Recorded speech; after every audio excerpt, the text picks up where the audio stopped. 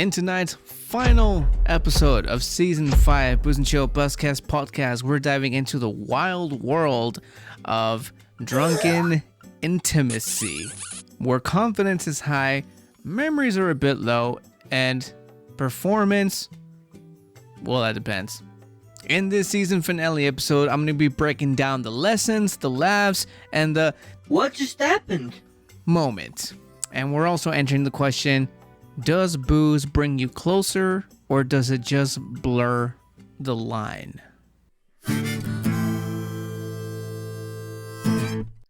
What is up, BNT gang? Welcome to the Booze and Chill channel / Booze and Chill video podcast. And in this here season, guys, we have gone through horror movie reviews and other types of different movie reviews as well. We've gone through, we talked about AIs, we've talked about all these social media platforms and how you can use them to grow and stuff like that. We've talked about how the young generation are straying away from drinking. We've even talked and interviewed with one of my kids in this season. Now, listen, in this episode, this is the finale. This is going to be the finale episode, guys. And this episode is going to be a banger today. This is going to be a bang. We're going to go out with a bang. Tonight, the final topic is about drunken intimacy. Or now that I'm actually past the 30-second mark, I can probably actually use the word. We're going to be talking about drunken sex. It's not like that. We're going to talk about how it affects the situation and what we can do to maybe be a little bit more adult about it, right? That's what this episode's going to be about. And maybe I'll throw in a couple of stories here and there as well. So buckle up, guys, because this is going to be a good one. This is a good one. Let's start with the first thing here. We're going to cut this through segments. The first segment here is confidence in a can. Let's talk about that. How alcohol affects the sexual confidence, if you will. Liquid courage moments, thinking you're the most smoothest human alive. And I've seen this many times before, or as they call it, liquid courage. After a couple of drinks, you do develop this very, I guess we can say, false sense of confidence, and you tend to really believe everything that comes out of your mouth when that you are at this point of this level of intoxication. So it's happened many times. Like I said, it's happened to the best of us. I can't recall the time where I have actually what's the word I'm looking for? How I've actually depended on that. I mean, there's the only time that I depend on alcohol is when I'm just like super pissed. But as far as when it comes to this subject, never have I ever. As far as like a confidence booster, as far as that goes. As far as the main topic of today, well, maybe we can talk a little bit about that. Maybe. Second thing, the line between charmingly bold and awkwardly cringy, and that kind of again falls into the whole drinking till you build up this false courage. It will eventually, you'll start talking out of your ass and stuff like that, and you'll start saying some stuff that might or might not be true. Like you'll be just kind of like really, you'll be kissing your own ass without even realizing it, and then you start coming off as like completely what's the word I'm looking for? Like egotistic, I guess, because you just be like, I guess it really depends on how it really comes, but too much of the sauce can definitely bring out a little bit of out of somebody that they might not know that they're capable of. And that person, that little character, um that little I'm just gonna call it character for now because it's the only word I can think of right now. That character that alcohol brings out, that's the person that some people may think that that's the person that they need to be able to seal the deal, if you will. And sometimes that person isn't exactly very good when it comes to, you know, maybe they can keep a conversation, but maybe they just can't they can't keep it in the realm of maybe responsible. I guess that would be the word, because you'll bring up some stuff and then you make the person that you're trying to get really intimate with a little bit too uncomfortable because you have no idea what you're saying, stuff of that nature. Let's move on to the next one. Let's move on to the next one. False confidence, like I've been saying. You ever think you were doing the most and then remember the footage later? And that falls under, we live in a world where we just whip out our phones and just record absolutely everything. Now, depending on how you go about that, I mean, it could be whether good or bad, because I mean, you could be like, I don't know, you can be recording and you accidentally catch, I don't know, someone maybe getting pickpocketed or something like that, and then you now have like access to being able to take down that person, and stuff like that. But then the bad way is as if because again, we're talking about getting a little too tipsy for the nipsy. I just made that up. Copyright. But yeah, we're talking about getting too tipsy. So if you get too tipsy to the point of you having absolutely no memory, like, and I'm talking to the point where you fucking drink till you completely black out, then as it usually goes, you drink to the point of blacking out, and you tend to do some stuff that you just have no recollection of. So that would be the bad thing when it comes to not remembering footage later. So I can't really say to not bust out the phone, because again, we live in a generation where we're like, everybody's completely hooked on the phone. So it's just something that's now become a part of this social thing when it comes to talking to new people and like wanting to get closer to an individual, stuff like that. It's just become a part of the norm now. So that's another thing to really think about. Another one, funny examples. Yours, I'm sorry. It's like examples like sexy dances, moves, and like just making a complete fool of yourself is what I'm trying to say. Making a complete fool of yourself because hence getting too tipsy and getting that liquid courage to the point where you just think you're goddamn Michael Jackson, and then in your head you're actually performing an entire live Michael Jackson performance back in his days, and then in reality you're just actually, I don't know, some sort of handstanding a keg or some shit. I don't know. Like this is why we're talking about the confidence in a can. Like, too much of it can be deadly, in the sense where you can get into an accident, but you can also make yourself look like a total dumbass.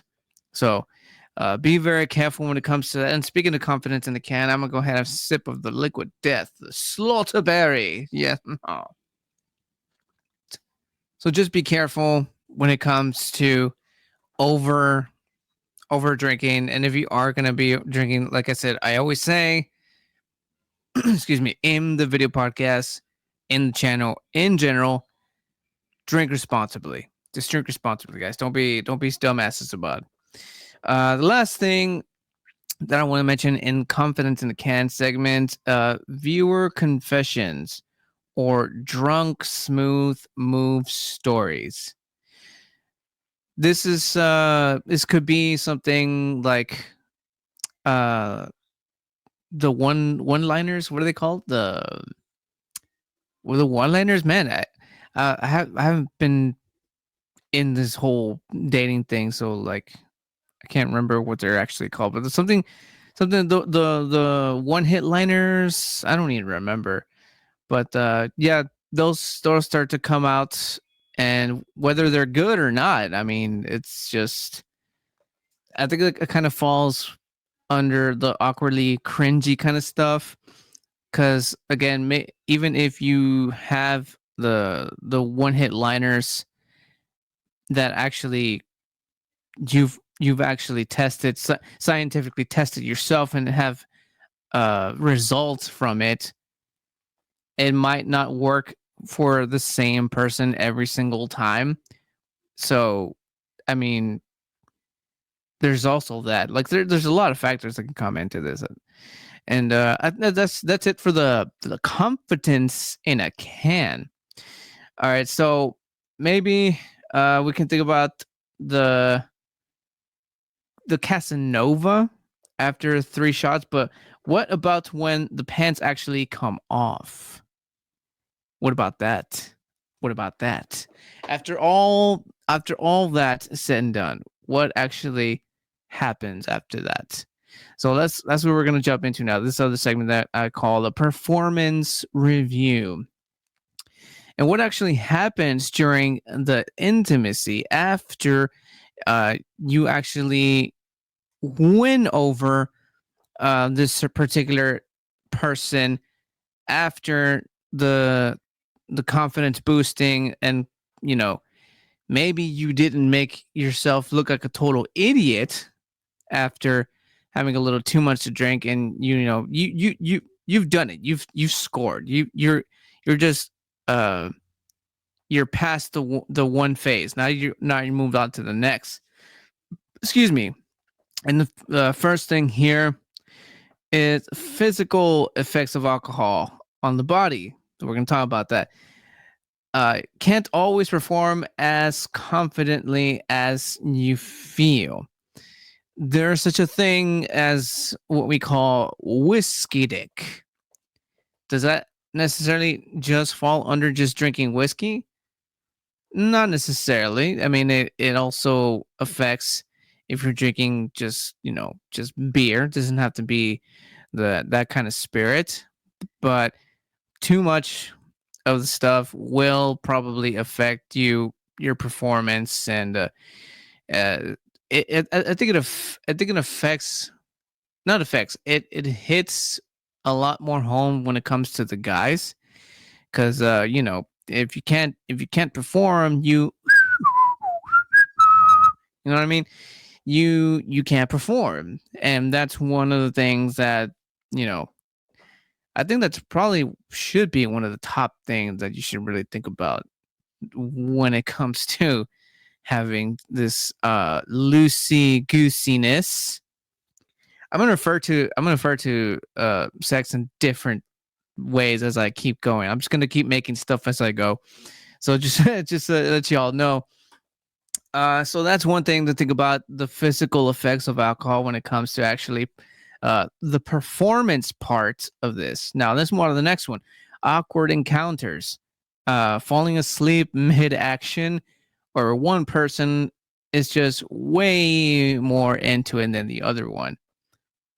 Also, here's a question: like, do you guys perform with socks on or off? And does it make it awkward when they're on? Like, I know there's a thing when it comes to uh doing the bad thing with with socks on. I know that some people they think it's, what is it, like, there's a word. I don't know what they think about it, but leave it in the comments.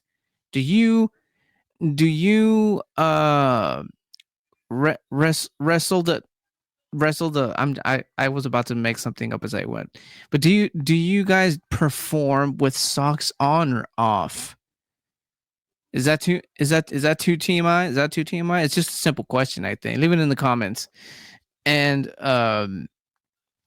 so yeah, there's just those awkward encounters where you might do some things or say some things, or like I said, just somebody gets a little too is a little too under the tipsy fairy, and one of them just falls asleep. One of them just falls asleep. And actually, I'm not gonna go into full detail, but there is a story where a while a while back, me and the wife, we used to go out bar hopping a lot. We used to go bar hopping a lot, and there was a time where they something like that actually happened. And she was the one that was falling asleep, and I was the one just trying to trying to perform. And as it turns out, it's I couldn't. I couldn't. I just couldn't. It was like doing a pillow.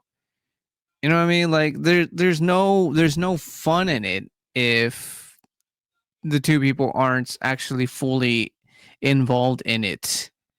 So I have that story. Again, I don't want to go into full detail. Like I'll be surprised if my wife sees this and finds out and slaps me across the face or something. Anywho, let's move on to the next thing. Under the segment of performance review, real talk. Sometimes it's not as hot as it feels. Now this could be many things. Like I use that story of mine about the wife falling asleep on me. Yeah, that was not hot at all. Not in the slightest bit. But it also be a couple of reasons, because like first thing that actually comes to mind. I mean, like if you have a certain amount of alcohol, um, and depending on the person, some people actually sweat the alcohol off a little bit faster than others. Um, I know sometimes that actually happens to me. Just sometimes. So yeah, some people actually sweat off the alcohol, so it could make uh, the actual the actual sweaty situation extra sweaty. You know what I mean? Like to the point where like someone's on top, and that person on top is dripping sweat into their eyes and their mouth and stuff, and it just gets you know a little uncomfortable for some people. So that's one thing that I can think of. Another one could be, I don't know, like there's such thing as a beer shits. I'm pretty sure you can you can do the math to that. Like someone like in the middle of the dirty deed, and then one of the and some sort of pelvic thrust movement. There's just like you let one rip out by accident. You know what I mean? Like it could be many things, but that would be probably the worst. I think that would be probably the worst. I think. Let me know in the comment section. Oh man, that's it for the performance review. Let's move on to the next following thing, and that is morning after mystery. Uh, since we're talking about the whole regret and awkwardness, unexpected romance, let's talk about what can happen afterwards. There's the wait, did we just moment? You know what I mean? This falls under the whole blacking out situation. You wake up the next morning and you have no idea you have no idea where you're from. Not where you're from, where you're at. That to me that's never happened to me, but That is probably the scariest sounding one to me. Like waking up and having no recollection of anything, not even where you're at. That is fucking terrifying to me. But anyways, you wake up and you find a significant other laying down in the with a rear hiney sticking outwards on your quarters, and you have no idea what just happened, but you know your brain's trying to connect uh the what's happening, because you're probably hungover, and you know adrenaline kicks in, because again the idea of not having any idea where you're at is scary. So your adrenaline kicks in, and you're doing all the math, you're connecting all the dots. You're like, oh crap, did we just did we there's those situations. uh that can go either way. Like I don't know, it can go one or the other when it comes to that situation. Let's move on to the next thing here. Misremembering or blackout gaps, which again that would be how it would lead to the that did we just moment. Again, not having any collection at all whatsoever of what happened the night before, and just you have to kind of sort of rely, because again, how I mentioned that uh, we live in times where a lot of people whip out their phones and record absolutely everything.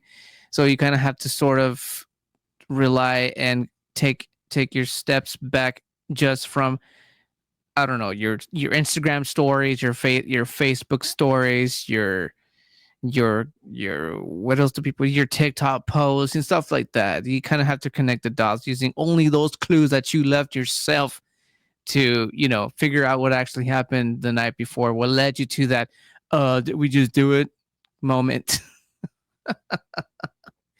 um the next thing here, the horror of checking your text photos the next day. Like I said, um it's funny, because it's like your body playing a game, a mystery game, to like your body playing a mystery game with your own body. That makes sense. Like it gets so intoxicated to the point where it's like it can't necessarily function the way that it's supposed to, but um somehow, some way, your body still manages to grab your phone and record little tiny moments. You know what I mean? Like you pick up your phone, like you wake up, and you find someone next to you, laying next to you, and then you pick up your phone, and then you're going through like your album and stuff like that. And but you don't have everything on your album, because some of it is in your stories, and some of it is in your Snapchat, some of it is in your Instagram. You know what I mean? Like it's just a giant puzzle that your body leaves behind to give you clues of what it is you're doing. Like this is how you ended up here, bro. You gotta riddle me this, bro. You gotta riddle me this. It's like the villain Riddler, but you're the Riddler to your Batman or something like that. Let's go to the next thing here.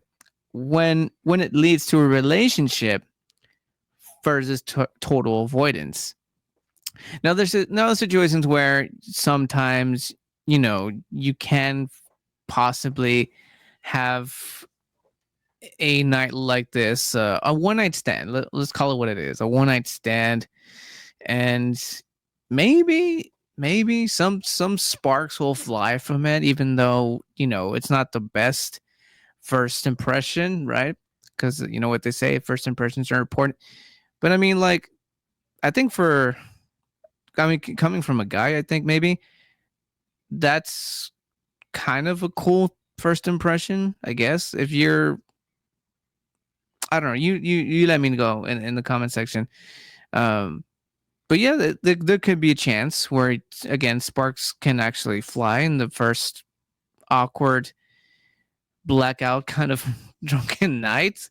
You never know, man. You never know. And I spoke about this whole dating thing in the separate in this season, and I'll go ahead and leave a link to that in the description down below. And yeah, you never know, dude. You never know. You might get lucky, and you might just find the person that you can do this for the rest of your life with. So yeah, so that's something to kind of sort of think about. But and also you could just have just that one night, right?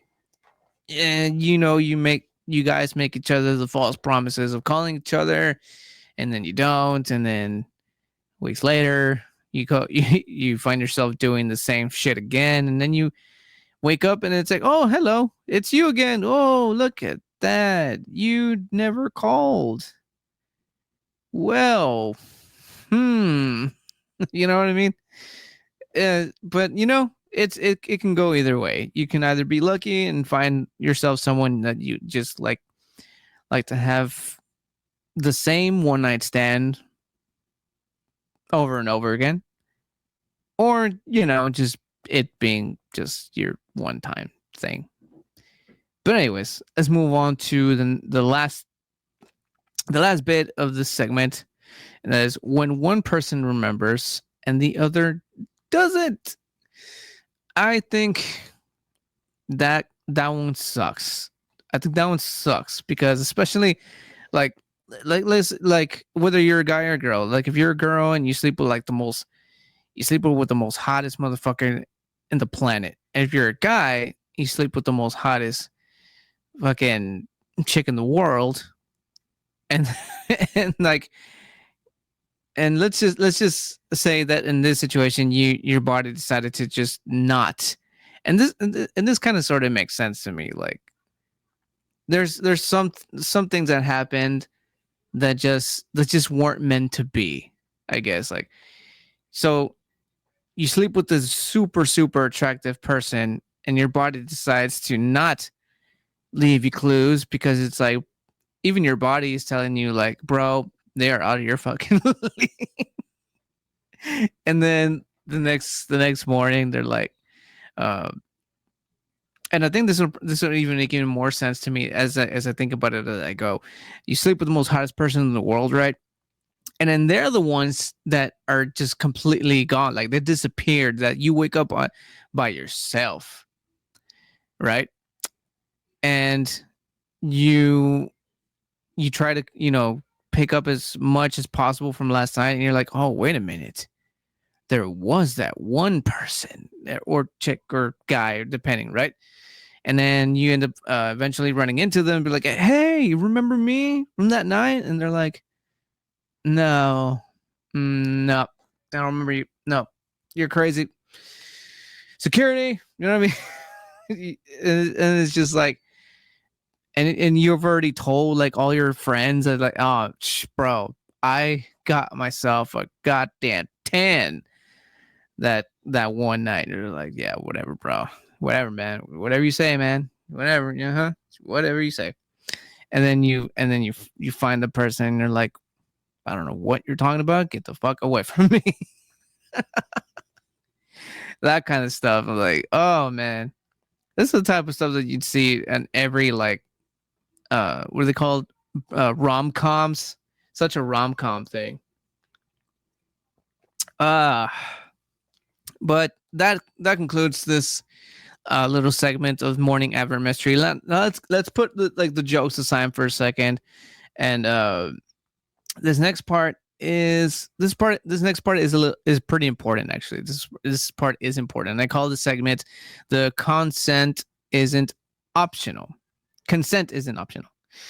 Brief serious moment, honest and responsible. Why mutual, clear-headed, cannot stress that enough. Clear-headed consent matters every time, because alcohol is in the mix when it comes to those all intimacy thing, there is no, again, there's no consent. Like where how we've been talking about one of the person doesn't remember, and then you need clues to find out what you did, to retrace your steps and stuff like that. Like it has to be part of the table. It has to be part of the table. But when it comes to this particular topic that we're talking about, this is not exactly there because one of you and or both of you are just not in the mindset. So that's why that's important. The next thing, the danger of blurred lines when both people are drunk. Like I was mentioning, one person has to be conscious. But again, even if one of you is conscious, the other person is not. I think that cancels out, because I mean, you could set some boundaries and stuff like that, but the other person's not gonna fucking remember or care at that very moment, right? And yeah, that's why that part is very, very important, very, very important indeed. The next thing here, setting boundaries before drinking. Like I've been mentioning, even if one person is not the intoxicated one, even setting boundaries. I mean, well, one of you has to do it, right? One of you has to do it, and maybe that person can actually be the one to have left you the recording saying, stating, "These are the boundaries. These are set rules. This is the safe word." You never know. You never know. So just imagine going back to your phone and then the safe word is pumpkin patch. And then I'll let you use your imagination for the rest. Let me know in the comments what comes to mind when your pumpkin patch is a safe word. Oh, man. The next one here, encouraging a culture of safety and respect, especially in hookup culture. I guess the best and most responsible adult way to handle this is to be, this is before even entering the place that you're going to be consuming alcohol in. Before even entering, just just talk it over. Like I said, about setting the boundaries, setting lines, say safe words for whatever reason. Just make sure you're not gonna be fucking stupid about it. Is what I'm trying to say. Like, don't be stupid about it, because sure, there's you can have fun. You can have fun with being a little tipsy, but sometimes some people might take it a little bit too overboard and stuff like that. Because I mean, there's all kinds of drunks. There's the angry drunks, the fighting drunks, the slurring drunks, the crying drunks, the pukey drunks. There's many of them. There's so many of them. So before we ever reach any of those points, which I hope that you are being responsible. Well, if you are planning on getting a little too loose, so yeah, always set some rules and some boundaries if you do plan on just hooking up with somebody, meeting someone new is what I meant to say. All right. Let me know in the comments right down below, guys. Any stories that you like to confess. It could be dramatized or it could be real ones. Leave it in the comments below. What were your one night stand stories or drunken stories that led to some physicalizations, or doing the monster mash, or doing the horizontal Rubik's? No, I was kind of rolling with that one. I'm not sure what was coming out there. But yeah, was it a win? Was it fuel, or was it fueled with mistakes? Leave your comments right down below. Let me know if you have a really good story to talk about. maybe we can talk about it in the next coming season, bro. Again, this is a season finale. And speaking of finale, let's finish this thing off with the last segment that I like to call Love It or Leave It. So final thoughts on the topic of drunken intimacy. Um, Yay or nay, or only sometimes? Is it better with or without alcohol? Now this is kind of a not a hard topic, because I mean, like, with alcohol, I mean, you don't want to do too much of it either. You just want to get to the point where you're just really chilled out and relaxed, right? You don't want to get to the point where you're just completely like just gone. Because again, how we've been talking about it, then there's no collection of the memory. It's just like I think that's probably the non coolest part for me, because it's like you have like the greatest night of your life, and then you can't remember it.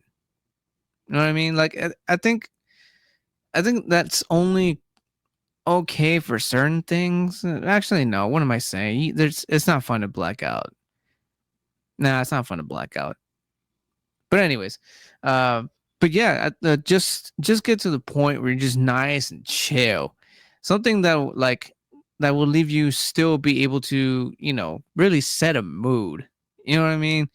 Like you don't want to be that person who's just like slurring and fucking like drooling literally while trying to, seduce a certain someone, and that's just going to be the huge turnoff on their end, and then you're just going to end up playing a trumpet solo, if you will. So so it it's okay. I think it's okay to do it with alcohol, but don't overdo it. Um, Without it, you can do it. You can do that too. You could do that too. Uh, but yeah, leave in the comments. Better with or without the alcohol. Let me know. Next one, best drinks to set the mood and the worst ones. Now, me myself, how do I put this? Oh, here we go. One that just comes to mind. Like I know that, and this is coming from a married guy, so this is just like, I guess, maybe pointers. Maybe take this as you will. Uh, there's certain types of beers that I know for a fact that my wife enjoys. Like she'll kiss me like when I have like just beer breath. Like she doesn't mind that. Like I know for a fact that she hates it when I have seltzer breath. She says my mouth smells like shit. So you can maybe kind of sort of take note of that. It's not going to be the same with me than it is with someone else. At least I don't think so. But that that's something to kind of sort of think about. But as far as setting the mood, like as far as setting the mood, to set the mood as far as drink wise, I think of a nice cocktail, a nice smooth, not strong or not too strong, depending how I like my shit strong. Like I would set a strong cocktail for me, and then go a little bit more smoother on hers. You know what I mean? A cocktail seems to be nice, but if you're just out, like I don't know, for example, you're in some sort of game or something. Like I don't see nothing wrong with having a beer too. But I guess it's a personal preference. I guess it's a personal preference at that point. But for me, it would be like a really nice cocktail, something to really set the mood. That would be the drink to set the mood. The worst ones, I guess. I answer my own question. It would have to be seltzer. It would have to be seltzer, and that's because again, apparently seltzer gives you some really gnarly breath, and you don't want that shit. So, no seltzer, guys. No seltzers when it comes to, uh, dating and meeting somebody new. The dog came in for some reason. The next one here. is booze and chill, or just chill next time. Um, Again, this goes into the whole testing. God, I hate this cable. This goes into the whole best drink for the mood, and would it be good with or without? It kind of sort of depends at that point, depending on what happened the night before or your past experiences. Like, if you're one of those people who kind of tends to sort of overdo it, then maybe you should not, right? Just chill it next time. Don't booze and chill. Just chill it. But if you're one of those people who can actually, who don't overdo it and is able to control themselves and still, act like a civilized human being, then I don't see no harm in actually, keeping it booze and chill, and just be yourself. Don't hold back just because, some people or society or whatever says that maybe you shouldn't, because that's, it's bad. Like, just be yourself, man. That's kind of sort of how the whole thing about this, just being yourself. And the last thing here on this segment of Leave It or Love It, light ranking game, top 3 drunk date night drinks. I don't know about this one. I mean, I've covered what I would choose as a drink to kind of set the mood. So I think it's gonna have to be the cocktail. Mine has to be the cocktail, and then just a beer, whatever kind of beer, doesn't matter. Just any style of beer, really. And I don't really have a third. I guess third being the worst. So we're gonna go seltzer. Yeah, those are my top 3 drunk date night drinks. Top 3 drunk date night drinks. It's cocktail, beer, and then a seltzer. From best to worst. I don't have a third one to actually say like, oh yes to. Unless we're actually talking different styles, then I would say your favorite cocktail being the first one. Because I don't think cocktails are just cocktails in general, to me, just are fancy. Period. But if you're talking different styles, I would say just any, like an ale, maybe a light beer, maybe maybe a like a blonde ale, or maybe a what's it called, a stout, maybe even that would fall under 2. And then my least one, I'd say maybe like a pilsner, maybe. I'm not sure, to be quite honest with you, but I'm gonna keep it the way I left it the first time. Just cocktail, any kind of beer, and then seltzer. That is my top 3. And that pretty much concludes this, guys.